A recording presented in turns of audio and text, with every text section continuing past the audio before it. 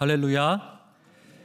하나님의 은혜로 또 우리 새해를 시작하고 이제 벌써 2주가 흘렀는데 오늘 수요기도에 나오신 우리 한 분 한 분들 영락의 성도님들 가운데 말로 다 할 수 없는 하나님의 은혜와 사랑이 날마다 가득 차시기를 주님의 이름으로 축원드립니다.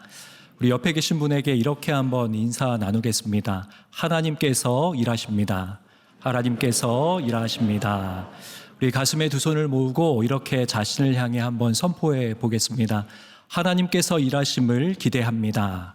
하나님께서 일하심을 기대합니다. 아멘.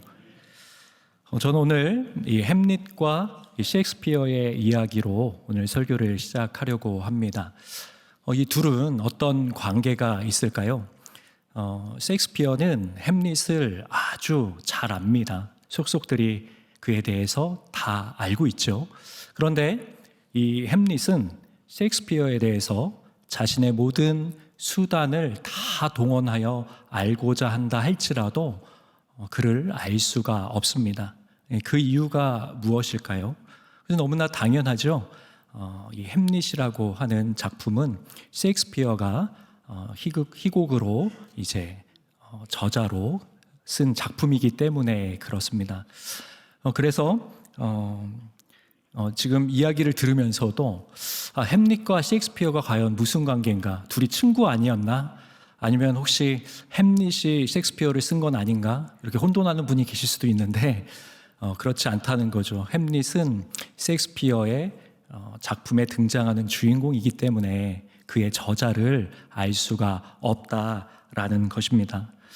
그래서 이 햄릿이요, 주인공 햄릿이 배경이 되는 엘시노의 성, 그 성벽을, 그 틈을 다 찾아보고 구석구석 구멍가게까지 다 찾아본들 셰익스피어가 누군지 알 수가 없죠.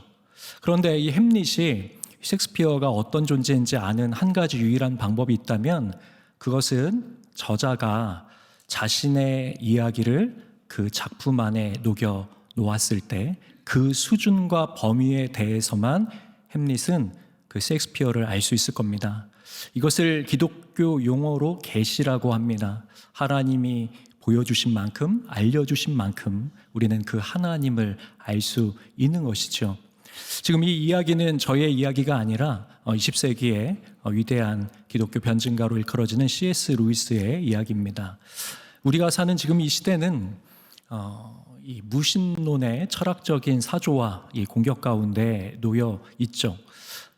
대표적으로 1961년에 소련이 우주 궤도에 사람을 보내는 일이 있게 됩니다. 그때 그 비행기에 탑승했었던, 우주선에 탑승했었던 인물이 바로 유리 가가린이라고 하는 인물이죠. 우리는 흔히 그가 했던 말로 알고 있는데 사실은 이제 당시의 소련 수상이었던 니키타 후르쇼프가 했던 이야기입니다. 우리가 사람을 우주 밖으로 이렇게 사람을 보냈다. 그런데 그곳에 가게 됐을 때 신은 존재하지 않았다. 그러므로 우리가 신이 없다는 것을 증명했다. 이렇게 이야기를 했습니다. 방금 아까 햄릿과 셰익스피어의 이야기를 했던 것처럼 어떤 독자가 햄릿 작품을 읽으면서 도대체 셰익스피어라고 하는 인물이 존재하기는 하는 거야? 그는 어디 있는 거야? 라고 만약에 질문한다면 매우 어리석은 질문이 되겠죠. 왜냐하면 그가 자신이 가진 사상과 문체를 가지고 그 작품을 집필했기 때문에 모든 그의 내용들이 스며들어 있지만은 거기에 직접적으로 등장하지 않는다라고 해서 그 저자가 없는 것은 아니기 때문에 그렇습니다. 마찬가지입니다. 우리의 눈에 하나님이 보이지 않는다 그래서 하나님이 계시지 않은 것이 아니죠. 우리의 지성과 우리의 이성과 우리의 합리성으로 하나님을 증명해내지 못한다라고 해서 하나님이 계시지 않은 것이 아니라는 것입니다. 하나님은 살아 계십니다. 이 히브리서 11장 3절은 우리에게 이렇게 말씀을 하고 있죠. 믿음으로 모든 세계가 하나님의 말씀으로 지어진 줄을 우리가 아나니 보이는 것은 나타난 것으로 말미암아 된 것이 아니니라. 우리는 믿음으로 하나님이 계심을 확신하고 또 하나님이 계신 것을 바라볼 수 있습니다. 우리가 예수 그리스도를 구주로 영접하면 이 그리스도, 예수 그리스도의 그 보혈의 능력으로 말미암아 하나님 아버지를 정말 친밀하게 가깝게 경험하고 누릴 수 있는 것이죠. 그럴 때 믿음으로 하나님을 바라볼 때 이 종교개혁가 장칼뱅이 얘기했던 것처럼 온 우주 만물이 이 자연 모두가 하나님의 영광을 찬양하고 있는 아름다운 하나님의 영광의 대극장이 되는 것입니다.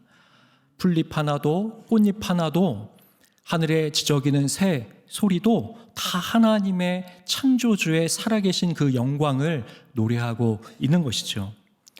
오늘 읽은 이 창세기의 본문은 성경의 첫 책이 됩니다.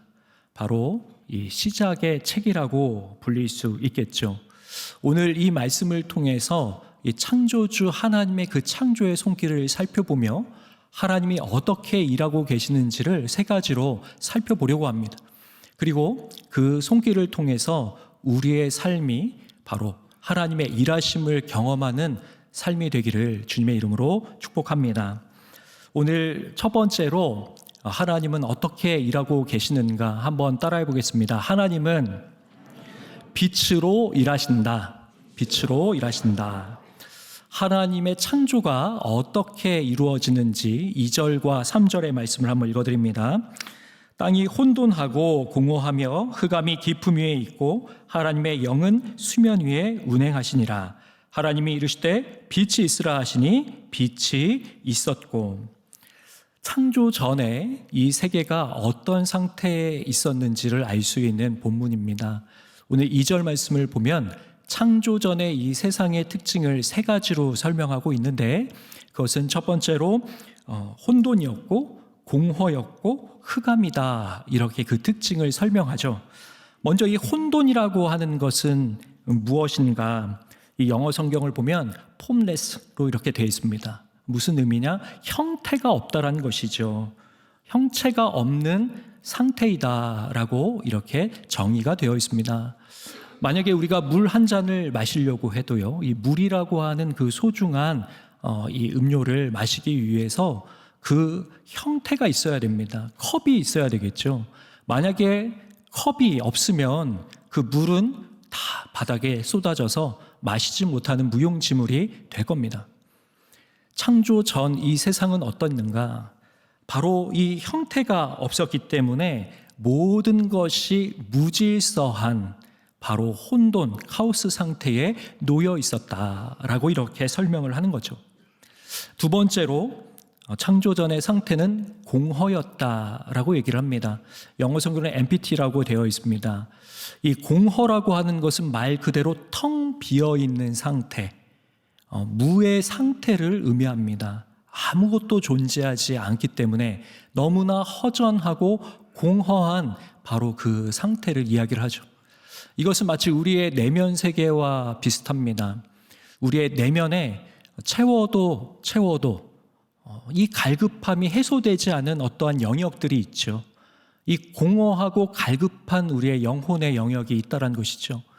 그래서 이 공허라고 하면 우리의 내면 상태가 떠오르게 되는데, 이 사회학자들이 통계를 내보니까 국가가 부유해지면 부유해질수록 개인의 삶의 질은 향상이 되는데 1인당 GDP 소득이 2만 5천 불 이상 올라가게 되면 그때부터 이 정신 건강과 정서상에 관련된 케어, 국가적 케어 시스템이 절실하게 요청되는 공통점을 발견했다라고 이렇게 이야기를 합니다. 북유럽의 덴마크는 굉장히 모든 복지 시스템을 다 갖추고 있고 행복지수에 있어서도 세계 최고의 그 위치에 자리매김을 하고 있는 나라입니다. 그런데 너무나 역설적으로도 전 세계에서 가장 많이 우울증 약이 판매되고 복용되는 나라가 바로 덴마크입니다. 그러니까 우리의 삶이 단순히 좋아진다고 해서 이 공허의 문제가 결코 해결되지 않는다라는 것을 알 수가 있겠죠. 어떤 의미가 없는 이 무의미 상태에서 사람들은 큰 허무와 공허를 느끼며 내 인생에 채울 수 없는 갈급함 가운데 목말라 하는 것이 우리 내면 상태이죠. 그것을 닮은 것이 바로 이 공허이겠습니다. 다음으로 이 흑암의 상태였다라고 얘기를 하는데 이것은 말 그대로 어둠을 의미합니다. 이 어둠이 어떤 어둠이었을까 이렇게 말씀을 묵상하다가 이 블랙홀이 떠올랐습니다. 우주에 있는 이 블랙홀 말입니다. 이 블랙홀은 현대 인류가 발견한 가장 완벽한 어둠이라고 하는 별칭을 가지고 있습니다. 블랙홀보다 더 어두운 그런 물질 또 어떤 존재는 없다라는 표현이죠. 이 중력이 얼마나 강력한지 우주에서 가장 빠른 것이 빛인데 초속 1초당 30만 킬로미터를 움직이는 것이 바로 빛입니다. 바로 그 빛조차도 이 블랙홀은 빨아들이는 것을 볼 수 있죠. 이 천체 물리학자들의 구체적인 표현에 의하면 사실 빛을 빨아들이는 것이 아니라 초속 30만 킬로미터로 가던 빛을 꺾어서 블랙홀로 빠뜨린다라고 얘기를 합니다. 빛을 꺾을 정도로 강력한 중력으로 어둠으로 빛을 흡수해버리는 바로 이 블랙홀이 떠오릅니다. 그러니까 창조 전의 이 상태는 그 무엇으로도 형용할 수 없는 깊은 흑암, 어둠 가운데 놓여져 있었다라는 것이죠. 창조 전의 상태는 혼돈이었고 공허였고 어둠이었습니다. 그런데 이곳에 성경에 기록된 첫 번째 하나님의 음성이 임합니다. 그것은 오늘 3절에서 읽었었던 빛이 있으라라고 하는 하나님의 음성이죠. 공허와 혼돈과 그 어둠 가운데 하나님은 빛을 선사하십니다. 빛이 임할 것을 명령하십니다. 그때 어둠을 가르는 한 줄기 빛이 임하게 되고요. 모든 공허를 의미로 어떤 비전과 목적으로 변화시키고요. 모든 혼돈을 영적으로 재편성하여서 질서와 균형과 조화로 완전히 변화시키는 이 빛의 사역, 생명의 역사를 우리는 보일 수 있습니다. 하나님은 창세기를 통하여 어떻게 일하시는 분이신가? 그분은 빛의 창조 사역을 통하여서 그 어떤 어둠도, 그 어떤 절망도, 그 어떤 심연도 완전히 새롭게 변화시키는 창조의 능력을 우리에게 보여주고 계신 것이죠. 방금 읽은 이 부분을 신약 성경의 시작이 되는 복음서, 이 요한복음 1장에서는 대응해서 이것을 기독론적으로 오늘 이 창세기 1장 1절 이하의 내용을 유비적으로 해석해서 기독론적으로 재해석하고 있는 내용을 우리는 보게 됩니다. 오늘 그 음성에 주목해 보면 이 하나님의 빛의 사역이 어떤 것인지 우리에게 더 깊은 깨달음을 주죠. 요한복음 1장 1절에서 5절의 말씀을 한번 보겠습니다. 태초에 말씀이 계시니라. 이 말씀은 예수 그리스도 성자 하나님을 가리킵니다. 이 말씀이 하나님과 함께 계셨으니 이 말씀은 곧 하나님이시니라. 그가 태초에 하나님과 함께 계셨고 만물이 그로 말미암아 지은 바 되었으니 지은 것이 하나도 그가 없이는 된 것이 없느니라. 그 안에 생명이 있었으니 이 생명은 사람들의 빛이라. 빛이 어둠에 비추되 어둠이 깨닫지 못하더라. 여기서 이 3절과 4절을 보게 되면 말씀으로 바로 예수 그리스도가 창조 사역에 동참하셨다. 창조의 중보자로, 창조의 파트너로 이 창조 사역에 함께 하셨다는 것을 규명하죠. 그렇게 이야기를 하면서 4절과 5절에 보면 그 성자 하나님 예수 그리스도는 바로 생명의 빛인데 어둠은 깨닫지 못한다. 이거 헬라 원어적 표현은 어둠이 결단코 이길 수 없었더라라고 하는 뜻입니다. 그 빛이 임하였을 때, 예수 그리스도 생명의 빛이 임하였을 때 죽어가는 사막에 매여 신음하는 우리 죽을 수밖에 없는 영혼이 생명의 빛으로 새 창조의 역사를 경험하게 되었다는 것이죠. 그런즉 누구든지 그리스도 안에 있으면 새로운 피조물이라 보라 이전 것은 지나갔으니 새 것이 되었도다. 예수 그리스도를 만나면 그 인생이 혼돈과 공허와 어둠 가운데 있을지라도 빛의 자녀로 우리를 새 창조의 자리로 이끌어 주신다라고 하는 바로 예수 그리스도의 빛의 사역을 의미하는 것이죠. 예수님이 이 땅에 오셨을 때 스스로를 규명하시기를 요한복음 8장 12절에서 이렇게 말씀하셨습니다. 읽어드립니다. 예수께서 또 말씀하여 이르시되 나는 세상의 빛이니 나를 따르는 자는 어둠에 다니지 아니하고 생명의 빛을 얻으리라. 아멘. 바로 이 예수님을 만나면 창조의 빛이 되시는, 생명의 빛이 되시는 바로 이 예수 그리스도의 빛이 죽어가는 우리의 영혼 가운데, 우리의 메마르고 혼돈 가운데 좌절하고 실망하고 실패한 우리의 심령 가운데 이 빛이 임하면 우리를 살리고 우리에게 새로운 생명을 주시고 우리에게 치유와 회복을 주시고 구원을 주시는 줄 믿습니다. 우리 하나님은 빛으로 일하시는 하나님이십니다. 이 빛 가운데 어둠은 물러갑니다. 모든 어둠을 다 사라지게 만드시고 빛으로 밝히시는 그분이 우리 주 예수 그리스도이십니다. 오늘 이 생명의 빛, 이 창조의 빛으로 우리의 영혼과 우리의 생명이 새로워지는, 새 창조되는 하나님의 은혜가 우리 영락의 모든 권속들에게 임하시길 주님의 이름으로 축원드립니다. 이제 두 번째로, 우리 하나님은 어떻게 일하시는가? 우리 하나님은 시간과 공간을 초월하여 일하시는 하나님입니다. 한번 따라해 보겠습니다. 하나님은 시간과 공간을 초월하여 일하신다. 시간과 공간을 초월하여 일하신다. 먼저 우리 하나님은 시간의 창조주이심을 오늘 본문을 통해 알 수 있습니다. 오늘 1절에 이 서두를 보게 되면 태초에 하나님이 이렇게 시작을 합니다. 여기서 말하고 있는 이 태초에라고 하는 이 의미는 어떤 시간의 흐름 중에 한 포인트, 어떠한 시작점을 의미하는 것이 아닙니다. 아예 우리가 생각하고 있는 시간이라고 하는 개념, 타임이라고 하는 시간이라고 하는 그 자체가 처음으로 생성된 그 첫 시간을 의미합니다. 이전에는 시간이란 존재하지 않았었는데 하나님께서 in the beginning, 태초에 첫 시간의 문을 여신 것입니다.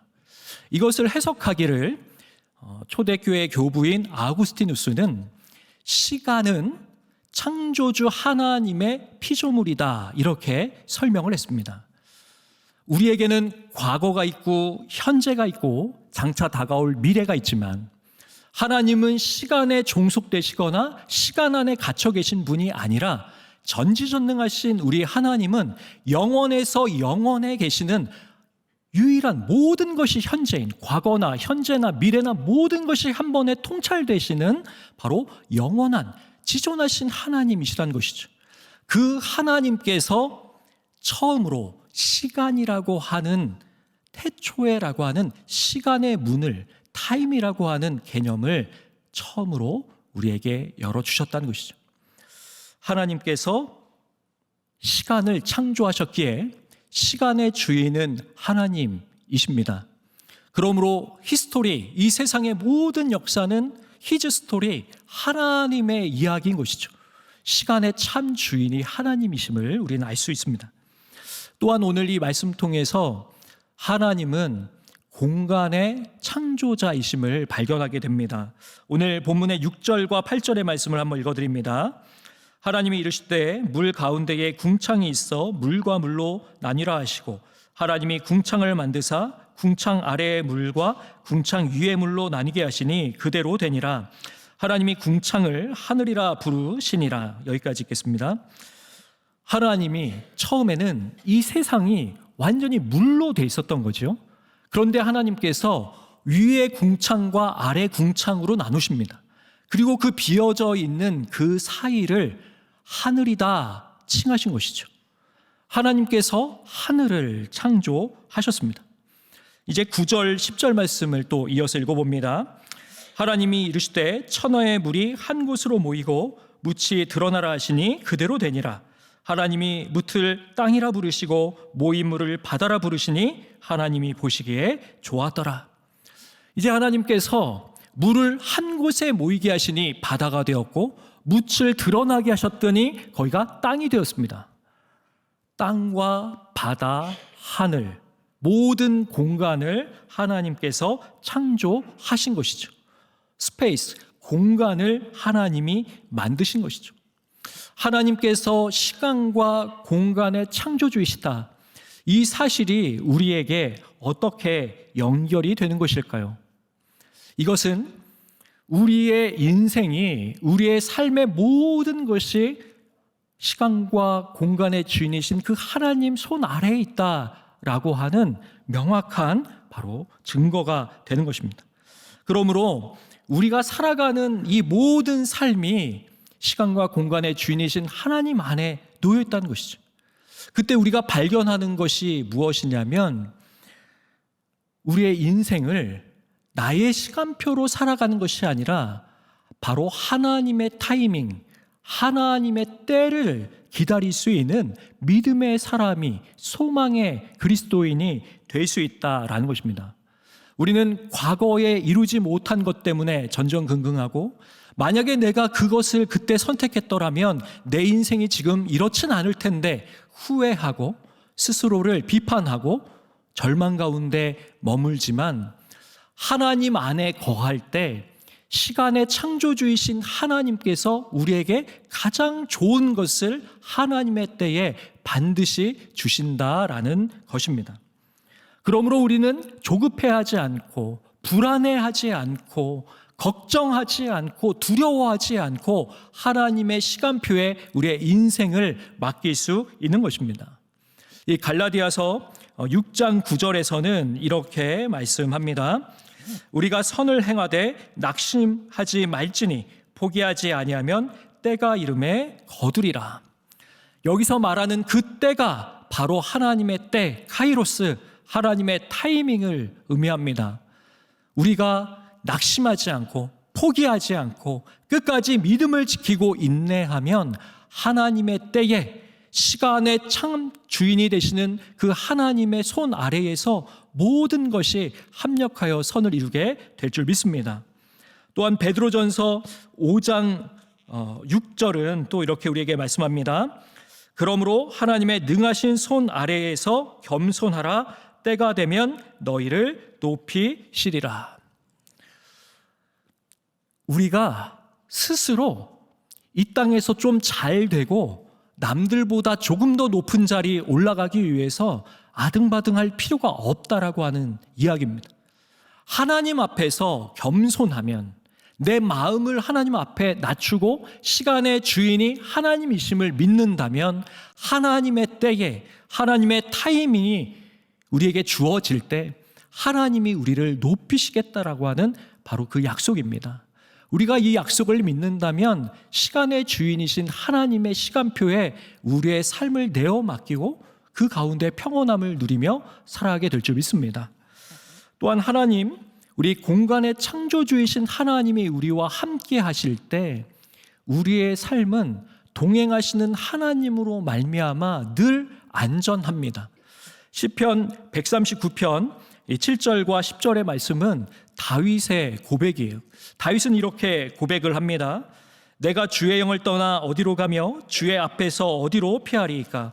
내가 하늘에 올라갈지라도 거기 계시며 스올에 내 자리를 펼지라도 거기 계시나이다. 내가 새벽 날개를 치며 바다 끝에 가서 거주할지라도 거기서도 주의 손이 나를 인도하시며 주의 오른손이 나를 붙드시리이다. 아멘. 여기서 말하는 하늘은 천상, 천국을 의미하고 스올은 지옥을 의미합니다. 또한 바다 끝은 바로 인생의 절벽과 같은 세상의 마지막 그 순간을 의미하죠. 그런데 내가 어느 곳에 있든지 주의 손이 나를 인도하고 나를 감싸시고 나를 보호하셔서 내가 주님 안에 나는, 내 영혼은 안전합니다. 이렇게 고백을 하는 것이죠. 하나님이 공간의 창조주이시기 때문에 하나님은 온 우주 만물 가운데 임재하여 계시고 하나님께서 날마다 우리와 동행하시며 우리를 선하게 인도하여 주시고 나의 가야 할 그 길을 끝까지 구름 기둥과 불 기둥으로 호위해 주시는 줄 믿습니다. 우리는 바로 시간과 공간의 창조주 우리 하나님을 믿기 때문에 우리 인생의 첩첩산중과 같은 수많은 문제와 난관과 과제와 어려움 속에서도 하나님의 시간을 믿으며 나를 인도하고 계시는 살아계신 그 하나님의 선하신 손길을 믿으며 끝까지 우리의 인생을 이어나갈 수 있는 것입니다. 이 시간과 공간의 창조주이신 그 하나님의 은혜가 우리 영락의 모든 권속들에게 임하시길 주님의 이름으로 축원드립니다. 이제 세 번째로 하나님은 어떻게 일을 하고 계시는가 한번 따라해 보겠습니다. 하나님은 일을 완성하시는 분이시다. 일을 완성하시는 분이시다. 오늘 본문의 5절과 8절과 13절인데 이 끝부분만 한번 보겠습니다. 먼저 5절입니다. 저녁이 되고 아침이 되니 이는 첫째 날이니라. 이제 8절이요. 저녁이 되고 아침이 되니 이는 둘째 날이니라. 13절 저녁이 되고 아침이 되니 이는 셋째 날이니라. 아멘. 하나님께서 천지를 창조하시는데 매 하루가 지날 때마다 반복적으로 주시는 말씀이죠. 그것은 저녁이 되고 아침이 된다. 바로 그러한 표현입니다. 이 말씀을 접하게 되면 우리는 약간 생소합니다.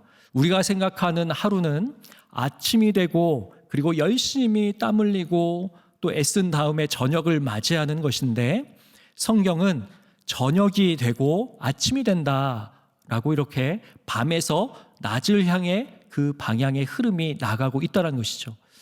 이것은 하나님의 일하심에 있어서 가지고 있는 독특한 특성을 잘 반영하고 있습니다.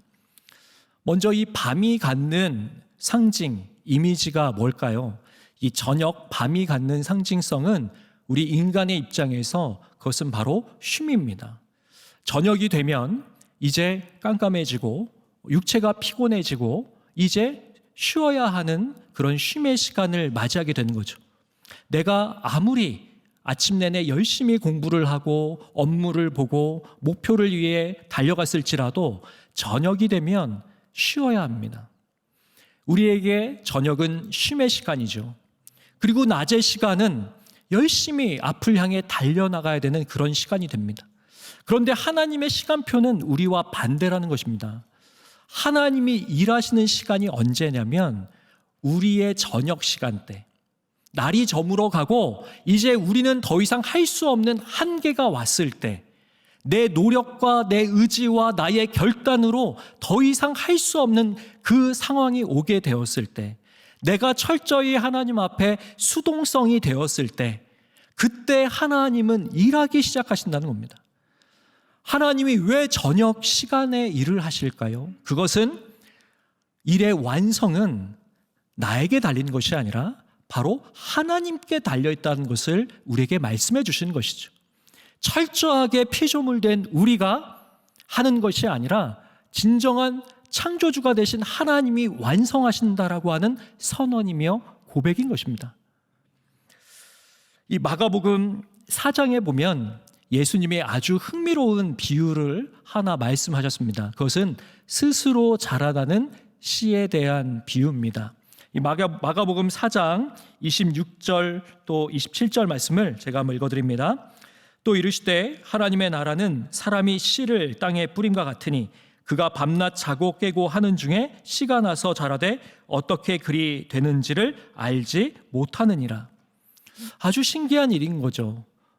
농부가 밭에 씨를 뿌렸습니다. 그런데 그가 한 일이라고는 밤낮 자고 깨고 한 일밖에 없다는 것이죠. 너무나 천하태평하게 나는 잘 자고 잘 쉬고 평온함을 누렸는데 시간이 지나 보니 이 씨가 스스로 자라나서 결실하고 열매를 맺어서 풍성한 수확을 하게 되었다라는 이야기입니다. 이것이 어떤 의미입니까? 저녁에 일하시는 하나님, 내 노력과 나의 열심으로 성취하고 완성되는 것이 아니라 하나님의 열심으로, 하나님의 능력으로, 하나님의 은혜로 그 일이 완성된다라고 하는 바로 고백인 것입니다. 고린도전서 3장에 보면 사도 바울이 열심을 가지고 선교를 했던 이 고린도 교회에 대한 얘기들이 나옵니다. 우리 영락교회도 올해 81주년을 맞아서 개척 원년의 마음으로 우리가 귀한 사명을 다 감당하기를 원하죠. 그러면 그 열매를 맺는 비결이 어디 있는가? 그렇다면 그것이 성취되는 길이 어디 있는가? 그것을 사도 바울은 이 고린도전서 3장 6절과 7절에서 이렇게 고백을 합니다. 읽어드립니다. 나는 심었고 아볼로는 물을 주었으되 오직 하나님께서 자라나게 하셨나니 그런즉 심는 이나 물 주는 이는 아무것도 아니로되 오직 자라게 하시는 이는 하나님뿐이니라. 아멘. 이것이 영적인 사역의 열매를 맺는 비결이라고 지금 사도 바울이 공개를 하고 있는 겁니다. 내가 아무리 열심히 해봤자, 아볼로가 밤새도록 일을 감당해봤자 그것은 그냥 심고 물 뿌리는 것에 불과한데 결국 자라게 하고 성장하게 하고 번성하게 하고 열매를 맺게 하고 결실을 하게 하는 것은 오직 하나님이시다. 하나님이 하신다. 하나님의 은혜이다라고 지금 고백하고 있는 것입니다.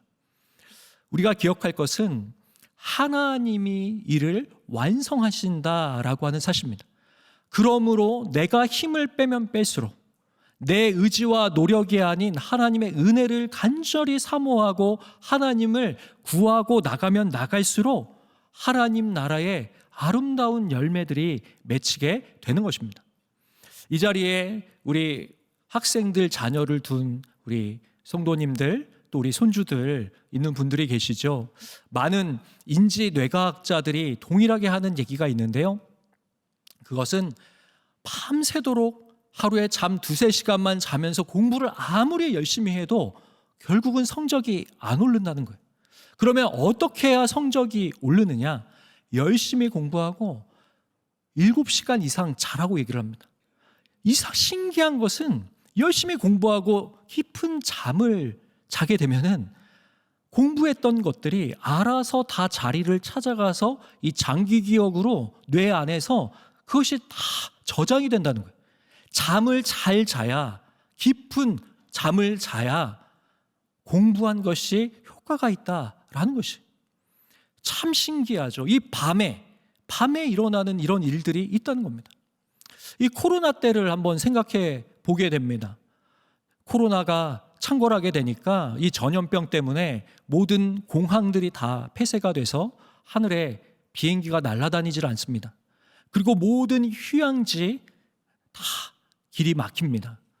그런데 이 2-3년의 시간 동안에 자연 생태계에서는 어떤 일들이 일어나게 됐냐면 하늘의 먼지들이 다 사라집니다. 밤이 되면 하늘의 별이 쏟아질 것처럼 밤에 별 하늘이 반짝반짝이는 것을 보게 되고요. 휴양지, 이 바닷가에 멸종위기에 있었던 이 여러 생태 식물과 그리고 동물들이 다시 번식을 하게 되고 또 충만하게 되는 그런 일들이 일어나게 된다는 거죠. 사람이 손을 대면 대수록 무너지게 되어 있고 그것을 그 상태로 내어 맡기니까 자연적으로 그것이 성장하고 번식되는 모습을 보게 되었다는 겁니다. 이것이 같은 원리이죠. 하나님 손에 모든 것을 내어 맡기면 저녁의 시간에 하나님이 일하셔서 하나님의 은혜로 우리 인생을 이끌어 가시고 그 가운데 하나님이 가장 아름다운 열매로 우리를 풍요롭게 해주실 줄 믿습니다. 잠언 16장 3절의 말씀을요, 우리 결론의 말씀으로 우리 화면 보시고 같이 한번 믿음으로 읽도록 하겠습니다. 너의 행사를 여호와께 맡기라. 그리하면 내가 경영하는 것이 이루어지리라. 아멘. 우리 하나님이 이를 완성하시기 때문에 우리의 인생을 하나님께 내어 맡길 수 있는 것입니다. 하나님께 맡겨드리면 하나님이 완성하십니다. 하나님이 가장 좋은 것으로 갚아주십니다. 하나님은 어제나 오늘이나 내일이나 영원토록 동일한 분이십니다. 그 하나님이 이 자리에 계신 사랑하는 하나님의 아들, 딸들을 위해서 우주의 단 한 명밖에 없는 것처럼, 나 혼자만 있는 것처럼 나를 너무나 사랑하시고 나를 통해 하나님 일하시기를 원하십니다. 하나님의 그 은혜를 쏟아 부어 주시기를 원합니다.